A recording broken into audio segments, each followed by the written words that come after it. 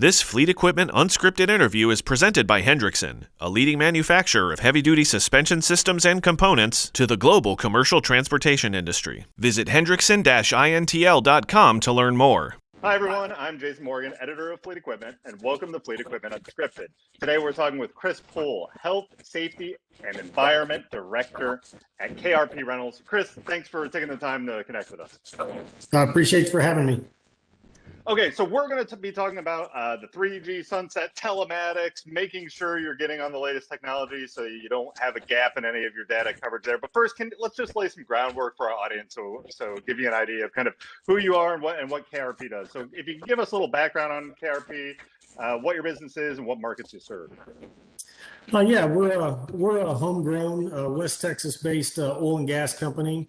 We provide surface rental equipment for all the operations that are necessary to drill a oil or gas well here in the Permian Basin.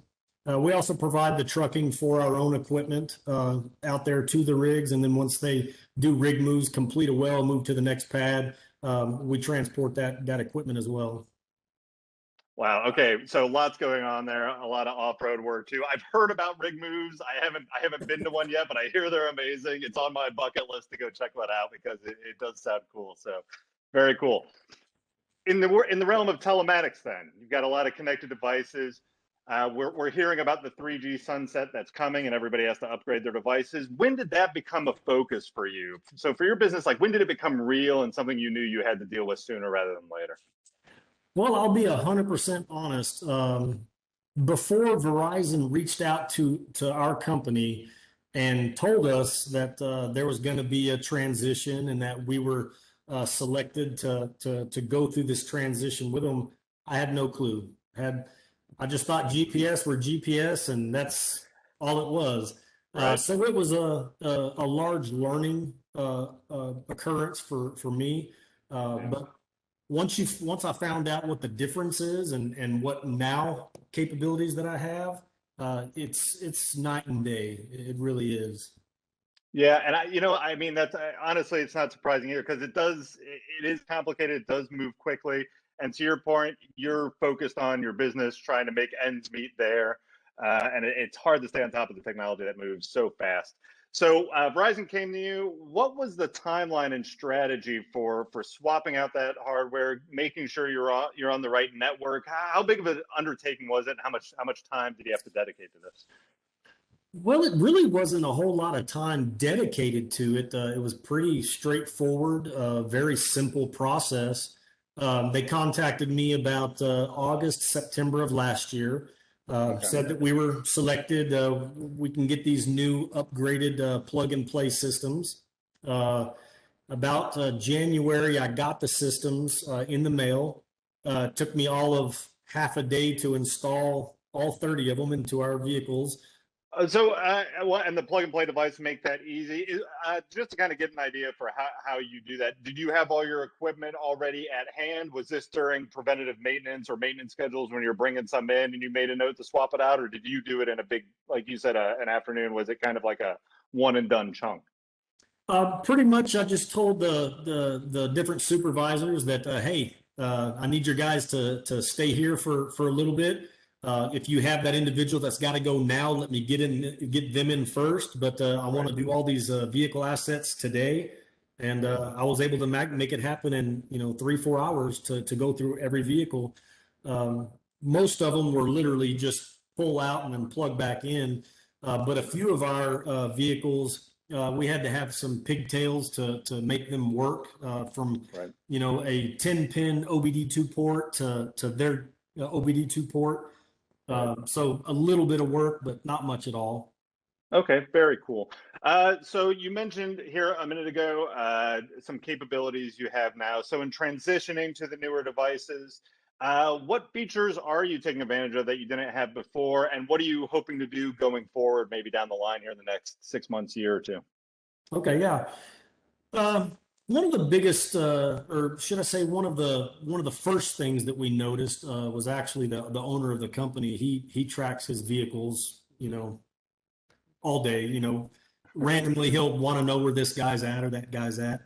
We were noticing that we're getting faster response times. I mean, instantly faster response times. It used to take, 20, 30 seconds to load, and then finally pop up. And then, maybe 10 minutes later, they would still look like they're in the same spot. But with these new systems, we were able to tell, instant recognition that they've moved from one location to the next. It might have only been a mile down the road, but we could definitely see the difference of where that asset was. Right, right. When you're doing that kind of tracking, how much are you able to notice, like variant? Like, are your operators usually where they're supposed to be at? Are you looking at it from a location purely, or are you looking at any kind of operational, like routing, fuel efficiency? What's the big focus there? Yes, a lot of it is I've made this statement many times. Midland, Odessa, the Permian Basin, Pecos, Texas, our area of operations is widely known, and it's been on the top number one most deadliest driving conditions in the United States. So we're looking at our assets not just to make sure that they're not going to the wrong restaurant or something.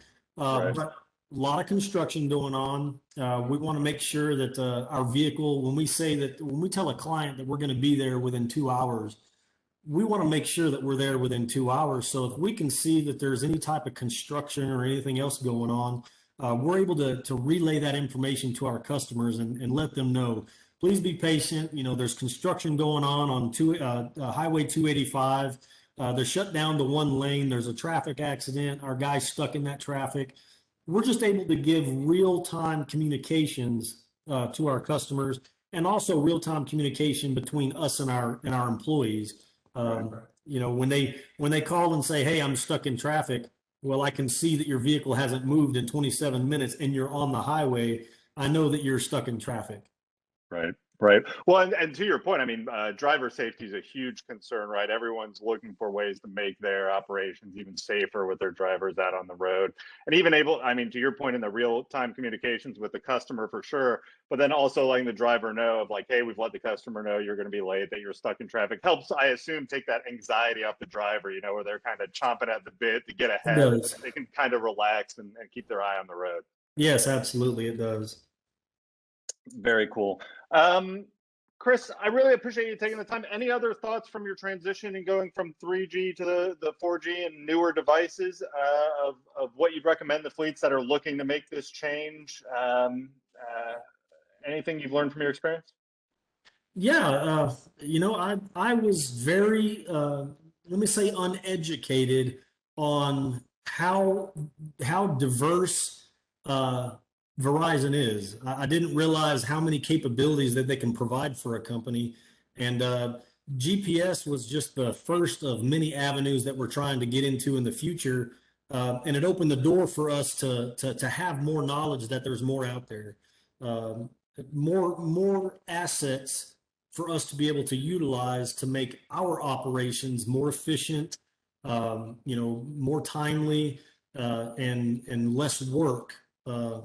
So if anybody else is looking to get into Verizon, it doesn't have to be GPS. There's a lot of other things that they can provide your company in terms of new technology and making your business more profitable. So give them a try. Yeah, no, but I mean, very cool. And what you mentioned about having lots of different type of equipment, I assume you have heavy trucks for the rig moves and moving that equipment. You got pickup trucks to move your guys around, and getting all the equipment on one platform, right, for that visibility is probably huge. Absolutely. Kris, thanks so much for taking the time. Really great talking with you. A lot of great insight into making this transition. I appreciate you taking the time. Thanks for having me. Have a good one.